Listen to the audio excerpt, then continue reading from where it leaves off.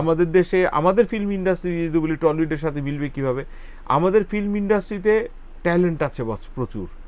আমাদের ফিল্ম ইন্ডাস্ট্রিতে যেই ছেলে জীবনে ক্যামেরা হাতে নেয় নাই, ও ক্যামেরা হাতে নিয়ে মিরাকেল দেখাতে পারবে। নায়িকা বলছেন যাদেরকে, একজনের গায়েও কিন্তু নায়িকার তকমা ছিল না। ইদিকা পাল কিন্তু আমাদের প্রিয়তমার আগে কিন্তু তাকে নায়িকা বলে স্বীকারই করেনি কিন্তু টলিউড ইন্ডাস্ট্রি। একটা সিরিয়ালে হিরোইন ছাড়া কিন্তু কেউ না। আপনি এখন যে মেয়েগুলোকে আনছি আমরা, they are not heroines, they are just artist rented from Kolkata, that's it. আমি এটা আমরা বুঝতে পারছি না, আমরা ভাবতেছি কলকাতায় গেলে যাতে উঠে যাচ্ছি। কলকাতায় গেলে কোথায় যাতে উঠতেছেন ভাই? কলকাতায় গেলে আপনি একটা ছোট্ট ইন্ডাস্ট্রিতে গিয়ে আপনি কন্ট্রিবিউট করতেছেন, নিজের ফেমটাকে বিক্রি করতেছেন। কই আপনি চঞ্চল চৌধুরী হওয়ার আগে তো আপনাকে ডাকেন ইন্ডাস্ট্রি, মোশাররফ করিম হওয়ার আগে তো আপনাকে ডাকেন। পাক্কা 2 বছরের স্টাডি করে আমি বের করেছি ওয়েব সিরিজের পেস। আমরা রেগুলার যেটাকে ওয়েব সিরিজ বলছি সবগুলো কিন্তু ওয়েব সিরিজ না। কন্টেন্ট আমরা যারা নাটকের মেকার তারা সিরিয়াল নাটক, সিরিয়াল ড্রামা আর ওয়েব সিরিজের মধ্যে তালগোল পাকিয়ে ফেলছেন। সিরিয়াল নাটক আর ওয়েব সিরিজের মধ্যে আকাশ পাতাল তফাৎ। ওয়েব সিরিজ হলো সবচেয়ে এক্সপেন্সিভ কন্টেন্ট নাওয়েডেজ পৃথিবীতে।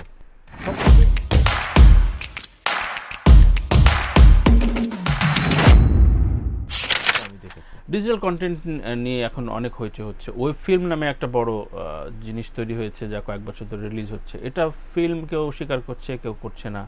যদিও নেটফ্লিক্সের প্রোডাকশন এখন অস্কারে গত 2 বছর ধরে ইনক্লুড হয়ে গেছে।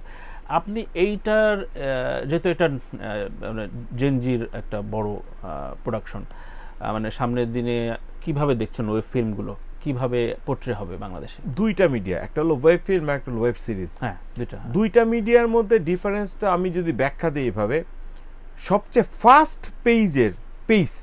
ফাস্ট পেস মানে সবচেয়ে গতিশীল কন্টেন্ট হলো ওয়েব সিরিজ।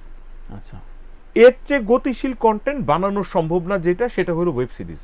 গতিশীল কাকে বলে? Speed into the power 10। তার চেয়ে এক স্টেপ ডাউন হলো স্পিড হলো ওয়েব ফিল্মে। আচ্ছা, তার চেয়ে এক স্টেপ ডাউন হলো সিনেমা ফিল্ম, রেগুলার ফিল্ম আমরা যেটাকে বলছি, এক স্টেপ ডাউন। আপনি এটা বললে বুঝবেন। জওয়ান ছবিটা কিন্তু বানানো হয়েছে ওয়েব সিরিজকে মাথায় রেখে। আপনি দেখবেন জওয়ানকে আপনি সেগমেন্টেড ভাবে আলাদা করতে পারবেন। ট্রেনের এপিসোড একটা, এরপরে জেলারের এপিসোড একটা, এরপরে প্রেমিয়ার এপিসোড একটা। আপনি দেখেন এই প্রত্যেকটা কিন্তু এক একটা ওয়েব সিরিজ জোড়া দিয়ে একটা ফিল্ম হয়েছে।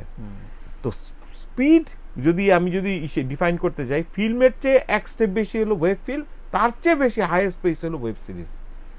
এটা আমার পাক্কা 2 বছরের স্টাডি করে আমি বের করেছি। ওয়েব সিরিজের পেস আমরা রেগুলার যেটাকে ওয়েব সিরিজ বলছি সবগুলো কিন্তু ওয়েব সিরিজ না।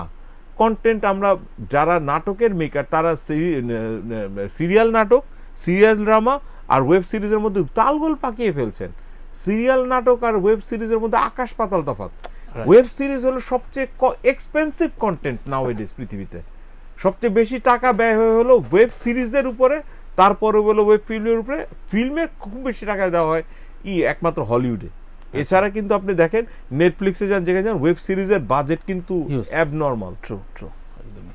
তো বাংলাদেশে এখনকার যেই ইন্ডাস্ট্রি, আমরা শুরুতে বললেন যে আপনি ইন্ডাস্ট্রির মতো আছেন, বাংলাদেশি ইন্ডাস্ট্রি, ঢালিউড ইন্ডাস্ট্রি এবং টলিউড ইন্ডাস্ট্রি, আপনি দুটোকে কিভাবে ডিফাইন করেন এখন বাংলা কন্টেন্ট নিয়ে যারা কাজ করেন? টলিউড ইন্ডাস্ট্রি বলে কোনো কিছুর এক্সিস্টেন্স আমি মেনে নিতে নারাজ। কেন টলিউড ইন্ডাস্ট্রিতে এটা একটা রটেন আপেলের মতো হয়ে গেছে, যেখানে সব কয়টা লোকের চিন্তা ভাবনা একমাত্র সেক্স ছাড়া তাদের মধ্যে কোনো নতুনত্বের কোনো কন্টেন্টের কোনো আভাসই পাইনি আমি। এক্সেপ্ট ছিল ওই যে বলে শিবপ্রসাদের ছবিটা, যেটা হলো ওই যে কি বেলা শেষে, এরকম 2-1টা কন্টেন্ট মাঝে মাঝে আসে না তা না, কিন্তু আদার দ্যান দ্যাট ওই ইন্ডাস্ট্রি থেকে নতুন কিছু পাওয়ার সম্ভাবনা খুবই কম। মানে টলিউড ইন্ডাস্ট্রির সাথে আপনি যদি তুলনা করতে পারেন, আমরা অনেক খালি যদি আমাদের প্রপার টলিউডে যেটা হয়েছে যে কর্পোরেট লেভেলের ইনভেস্টমেন্ট আর এক্সিকিউশন যদি বাংলাদেশের ফিল্ম ইন্ডাস্ট্রিতে ইনভলভ হয়, we will do miracle, trust me. আমাদের শুধু কর্পোরেট স্ট্রাকচারটাতে অভ্যস্ত হতে হবে।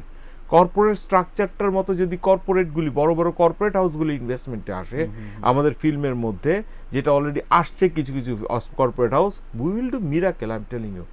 আমাদের দেশে আমাদের ফিল্ম ইন্ডাস্ট্রি যদি বলি টলিউডের সাথে মিলবে কিভাবে, আমাদের ফিল্ম ইন্ডাস্ট্রিতে ট্যালেন্ট আছে প্রচুর। আমাদের ফিল্ম ইন্ডাস্ট্রিতে যেই ছেলে জীবনে ক্যামেরা হাতে নেয় নাই, ও ক্যামেরা হাতে নিয়ে মিরাকেল দেখাতে পারবে।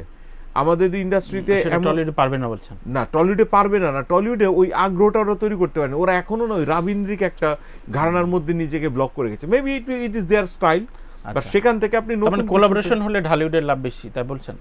কোলাবোরেশন হলে টলিউডের লাভ বেশি বস, টালিগঞ্জের লাভ বেশি। কেন? তখন তারা আমাদের ট্যালেন্টকে ম্যানিপুলেট করতে পারছে। আপনি রিসেন্টলি দেখেন না, তারা চঞ্চলকে নিয়ে যাচ্ছে, তারা মোশাররফ করিমকে নিয়ে যাচ্ছে, জয় হাসানকে নিয়ে গেছে, বাঁধনকে নিয়ে গেছে।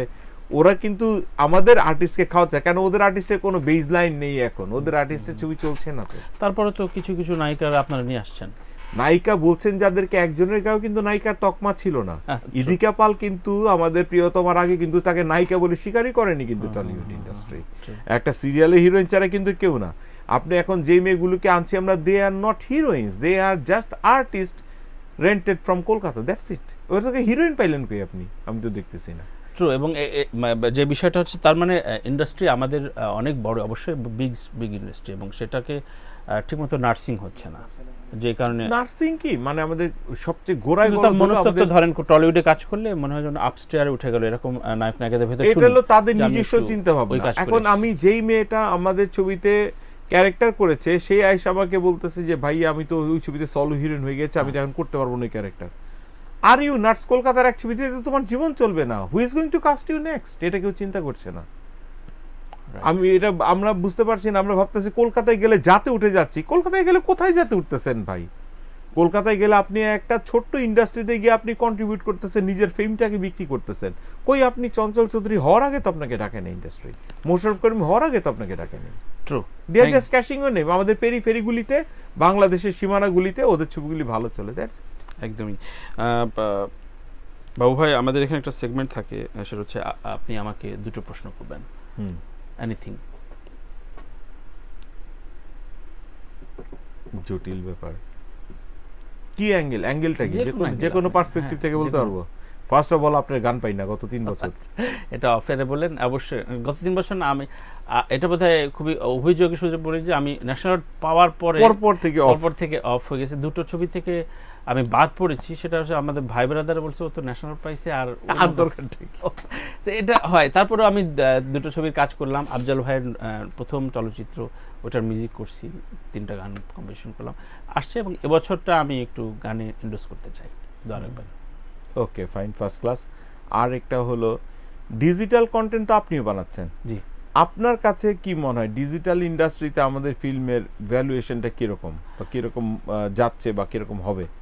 খুবই ভালো। কারণ বাংলাদেশে যদি ধরেন নেটফ্লিক্স থেকে শুরু করে বাইরের যেসব প্ল্যাটফর্ম, করোনার ভেতরে 83 কোটি টাকা সাবস্ক্রিপশন ফি পাইছিল, তারপরে কিছুটা কমেছে, এরপরে কিন্তু প্রত্যেকটা বড় বড় প্ল্যাটফর্ম কিন্তু বাংলাদেশে এন্ডোর্স করতে চাচ্ছে, বিকজ অফ এখানে একটা বড় বিশাল মানে আমরা একটু মানে বিনা কারণে দেখতে ভালোবাসি, যে কারণে টোবাকোটাও বিজনেস করে।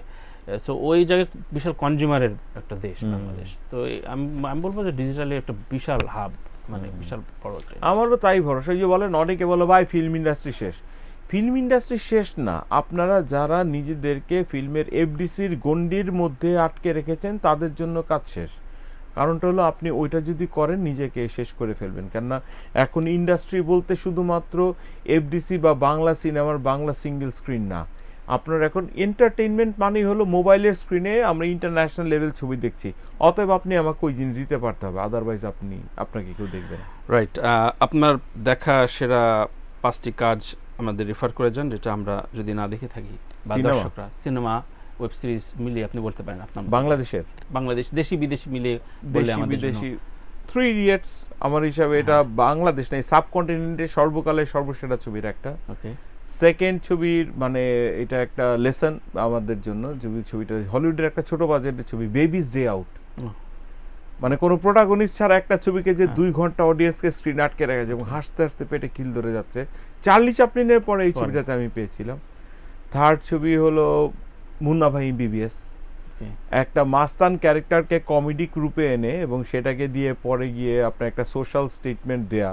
যদিও এইটা থিমটা প্যাচ অ্যাডামস বলে একটা ছবি বা অ্যাওয়েকিংস বলে একটা সিনেমা থেকে ধার নেয়া। দুটো হিরানিকে বললেন না? হ্যাঁ, দুটো হিরানির ছবি বললেন। দুটোই কি? কারণ রাজকুমার হিরানি যে কারণে ডানকি ভালো লাগে বললাম যে মানে উনি এই লোক যে ডানকি বানাবে আমার বিশ্বাস হয়নি। আচ্ছা দিনটা। তারপর লাস্ট হলো যে আপনার একটা ছবি, এটা হলো আমার বাবা এই ছবিটা রেফারেন্স দিতেন। ছবিটার নাম হলো শন কনারির ছবির নামটা গেলাম ভুলে। আরেকটা আমার পার্সোনাল ফেভারিট কেভিন কস্টনারের রিভেঞ্জ, Revenge, যদি অসাধারণ, কখনো অসাধারণ, দেখতে দেখেছি, চান দেখতে পারেন। আমার কাছে এটা লেগেছে অসাধারণ একটা ফিল্ম, মানে খুবই ভালো লেগেছে। আরেকটা হলো লিওনার্দো ডিক্যাপ্রিওর একটা ছবির আমি ফ্যান, কোনটা? আমি এটা প্রায় রেফারেন্স দিই, যদিও ছবিটা ইন্টারন্যাশনালি অতটা অ্যাক্লেম ছবি না, বাট স্টিল আমার কাছে মনে হয়েছিল যে মার্টিন স্করসেজি প্রথম একটা হিন্দি ছবি বানাইছে, হিন্দি ছবি? এটা গ্যাংস অফ নিউ ইয়র্ক। ও, ড্যানিয়েল ডে লুইস ছবিটাতে ভিলেনের ক্যারেক্টার আচ্ছা। করেছিল, অসাধারণ। আরেকটা ছবি আছে যেটা আমার কাছে মার্টিন স্করসেজির সেরা কাজ, ডিপার্টেড। ওকে, এই একটু ছবিটা বাংলাদেশি ছবি বললেন না? একটা বাংলাদেশি ছবি বললেন last। যদি কোন স্টাডি করতে চান, হ্যাঁ। দুইটা ছবি, একটা হলো ছুটির ঘন্টা আইজুর রহমানের, এটা পৃথিবীর ইতিহাসে একটা এক্সেপশনাল ক্যাটাগরির ছবি, এই ক্যাটাগরির ছবি কোনো দেশেই বানানো হয়েছে কিনা আমি জানি না, এটা টোটালি এক্সেপশনাল এক ছুটির ঘন্টা। সেকেন্ড হলো কখনো আসেনি, জহির রায়হানের, মানে আমার আবার স্পেল বাউন্ড বা মাথা খারাপ হয়ে গেছিল ছবিটা দেখে, যে ওয়াও কি জিনিস, মানে থ্যাংক ইউ, আপনি আপনার অনেক সুস্থতা সমৃদ্ধি কামনা করছি। বাবু ভাই, লাস্ট এন্ড ফাইনাল কোয়েশ্চন, আপনি এই জীবনে কতগুলো ছবি দেখেছেন, মানে আনুমানিক তো অবশ্যই? আপনাকে আমরা 1986-এ আমরা প্রথম ভিসিআর কিনি, হুম, না 86 না, সরি 1985-এ প্রথম আমরা ভিসিআর কিনি। ওকে, তো ভিসিআর কেনার আগে 2 বছর আমরা ভিসিআর ভাড়া এনে চালাতাম। তো তখন থেকে 97 পর্যন্ত আমাদের ছবির নামগুলো আমরা 2 ভাই বোন লিস্ট করে রাখতাম, আমি আর আমার জীবন ডাক্তার। আচ্ছা, আমরা 11,000 ছবি হওয়ার পরে এটা অফ করে দিছি, আর লিখিনি। তখনই 11,000 শেষ? জি। আমরা ছবি দেখতাম পাগলের মতো, যেটা কোনো বাবা মা অ্যালাউ করবে না, বাট আমাদের বাবা করতেন। আমরা গড়ে এভারেজে প্রতিদিন 2টা 3টা ছবি দেখতাম। রাইট।